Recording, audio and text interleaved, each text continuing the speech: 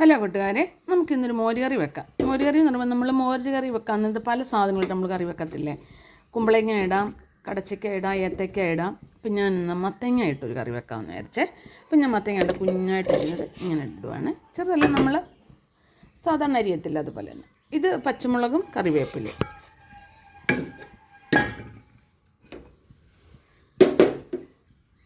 ഒരു ലേശം മഞ്ഞൾപ്പൊടി, ഇച്ചിരി മതി,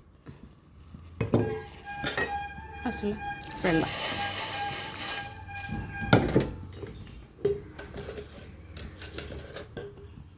ഉപ്പൂടെ,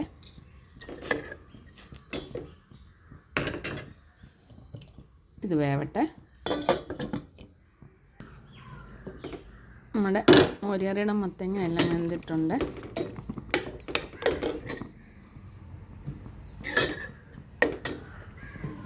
ഇതേ ചുമന്നുള്ളി, ജീരകം, തേങ്ങ അരച്ചതാണ്.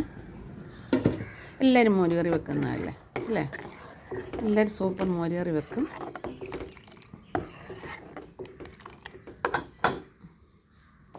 നമ്മുടെ അരപ്പെല്ലാം നല്ല വൃത്തി തിളച്ചിട്ടുണ്ട്. നമുക്ക് ഞാൻ കടുക് വറുക്കാം. ഞാൻ ചീനിച്ചിട്ട് വെച്ചിട്ടുണ്ട്. വെളിച്ചെണ്ണ ഒഴിക്കുവേ.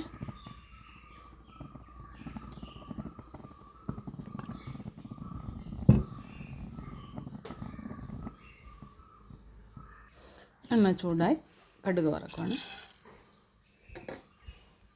കടുക് പൊട്ടിട്ടുണ്ട്. വറ്റൽമുളക്, കറിവേപ്പില,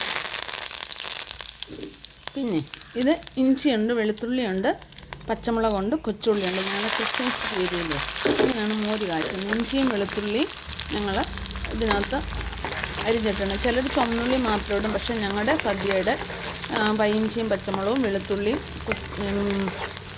കൊച്ചുള്ളി ഇതെല്ലാം കൂടെ അരിഞ്ഞ് നല്ല വൃത്തി വെളിച്ചെണ്ണയ്ക്കകത്ത് വഴറ്റും.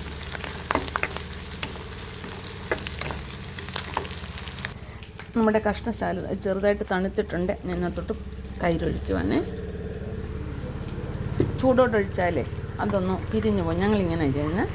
ചിലർ തേങ്ങയും തൈരും കൂടെ അതിനകത്ത് അടിച്ചിട്ട് കൊടുക്കുന്നതാണ്. പക്ഷേ ഞങ്ങളിങ്ങനെ സെപ്പറേറ്റ് ഒന്ന് തണുത്തതിന് ശേഷം ഒന്ന് നോക്കിയിട്ടുണ്ട്.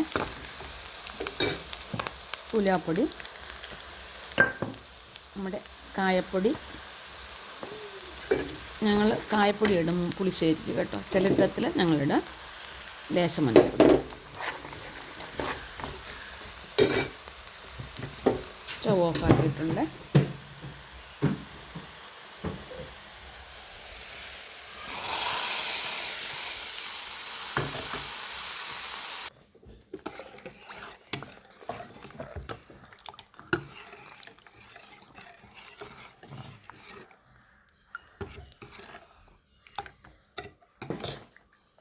നമ്മുടെ മോരുകറി, മത്തങ്ങ മോരുകറി റെഡി ആയിട്ടുണ്ട്. അപ്പോൾ ഞാൻ ഇച്ചിരി ആവശ്യത്തിന് ഇച്ചിരി ഉപ്പ് ഇട്ടിട്ടുണ്ടായിരുന്നു കേട്ടോ. ഉപ്പ് കുറവായതുകൊണ്ട് ഉപ്പ് കൂടി ഇട്ടിട്ടുണ്ട്.